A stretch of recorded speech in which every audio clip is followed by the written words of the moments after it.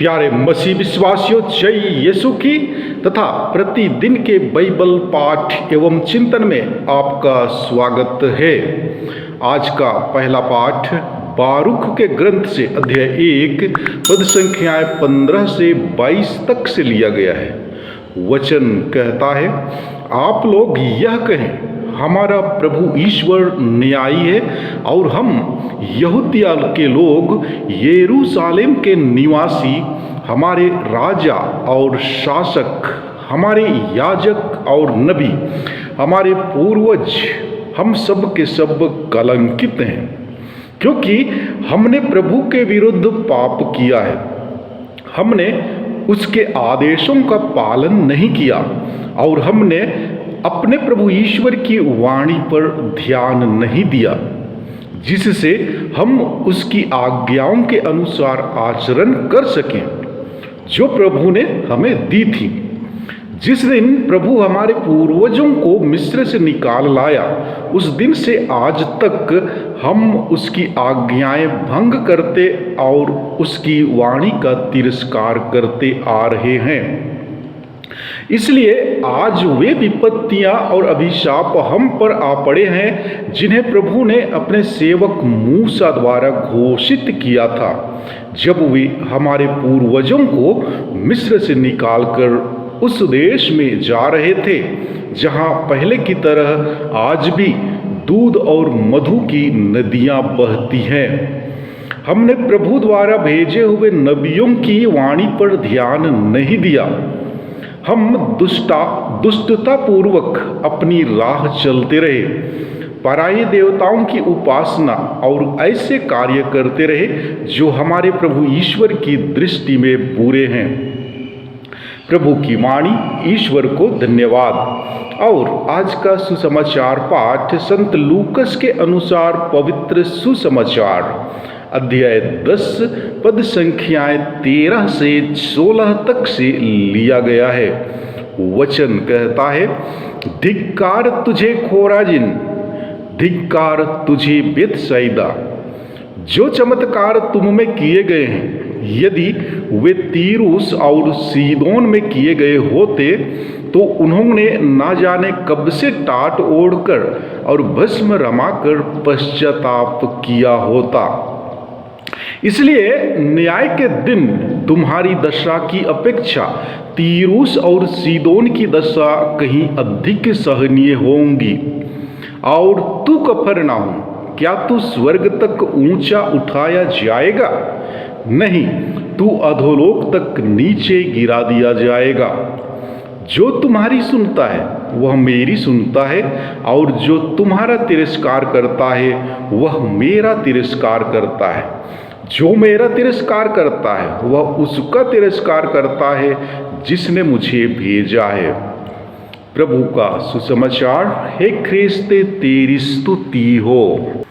प्यारे मसीह विश्वासियों, सच ही कहा जाता है कि हर मनुष्य के जीवन में सबसे बड़ी कमजोरी या बुराई पाप ही है। पाप के कारण मनुष्य अपने मन और हृदय को अशुद्ध कर लेता है और ईश्वर से दूर हो जाता है। ईश्वर ने हमें ज्ञानेंद्रियां प्रदान की हैं, लेकिन ये ज्ञानेंद्रियां पाप के कारण मृत प्राय हो जाती हैं। इंद्रियां सुख के लालच में दुराचरण हमारी आदत बन जाती है। हमारी जीवन शैली में पाप इतने घुल मिल जाते हैं कि छोड़कर ईश्वरीय जीवन धारण करने की सलाह देता है। यीशु मसीह का जीवन वह सुंदर जीवन है जिसमें ईश्वर की इच्छा पूरी की जा सकती है, ताकि हम स्वर्गीय आनंद का लाभ अनंत काल तक उठा सकें। आज माता कलिसिया बालक यीशु के संत तेरेसा का पर्व मनाती है।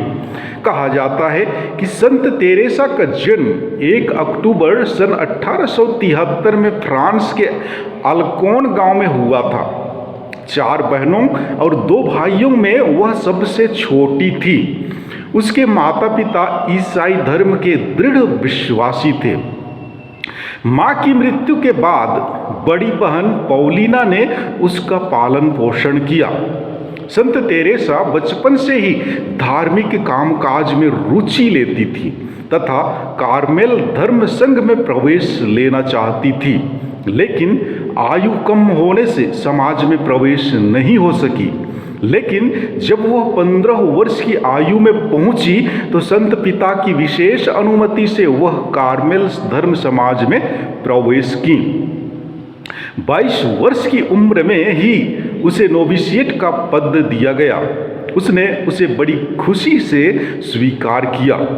संत तेरेसा ज्यादा समय प्रार्थना एवं सेवा कार्य में व्यतीत करती थी, इसलिए लोगों के लिए एक आदर्श एवं प्रेरणा स्रोत बन गई थी। दूसरों के प्रति एवं अपने कार्यों के प्रति बहुत ही निष्ठावान थी।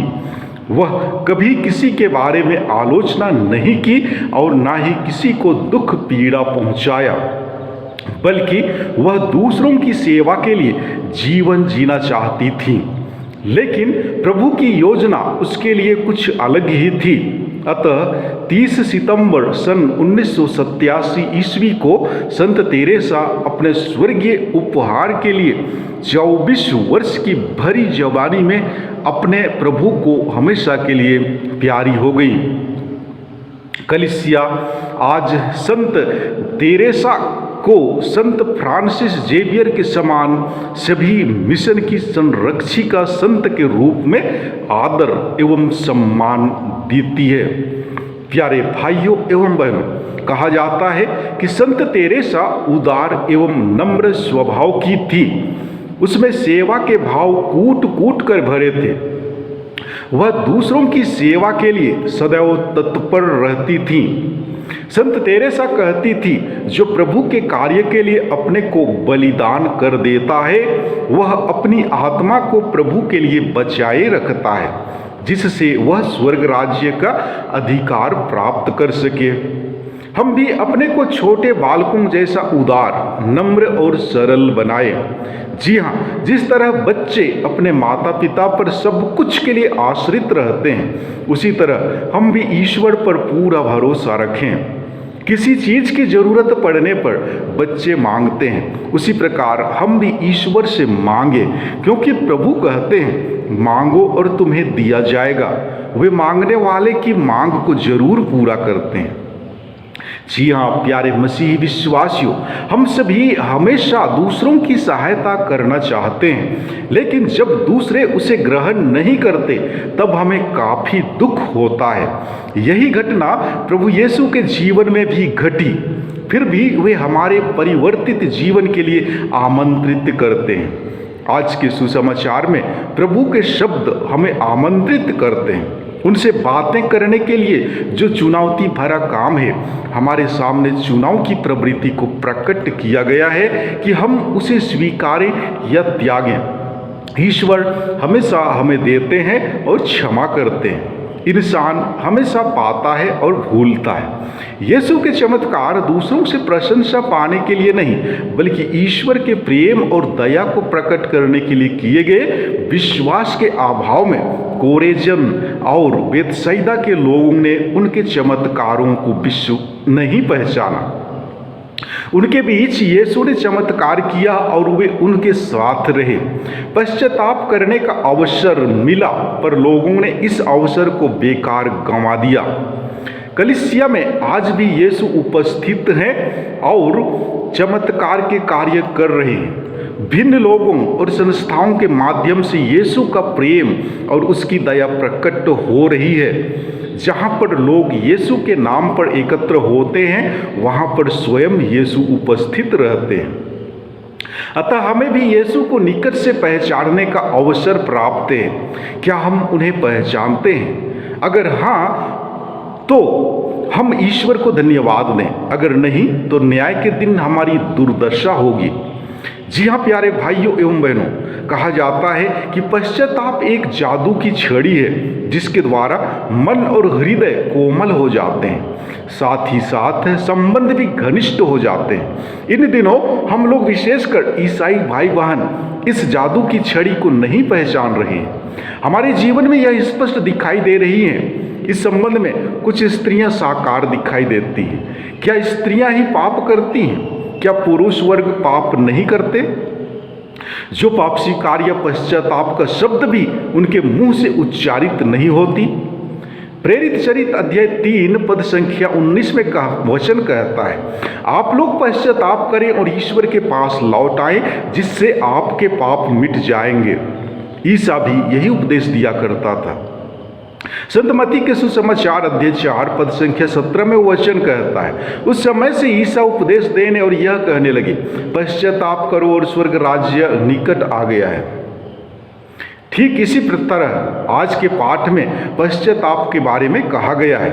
हम पश्चाताप नहीं करते हैं और ईश्वर की ओर लौट कर नहीं आते हैं, तब हमारी दशा सीदोन की दशा से भी भयंकर होगी। इसलिए हम अपने जीवन की रक्षा करें, पाप से मुक्त रहें और यीशु को पहचानने की कोशिश करें, तभी हम स्वर्ग राज्य प्राप्त कर सकते हैं। आमीन।